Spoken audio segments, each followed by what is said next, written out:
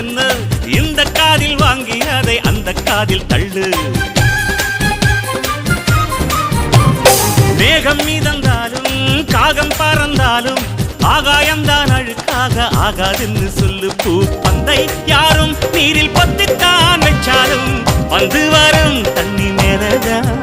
ஆட உன்னை யாரும் ஓரம் கட்டித்தான் வச்சாலும் தம்பி வாடா வந்து போடத்தான்.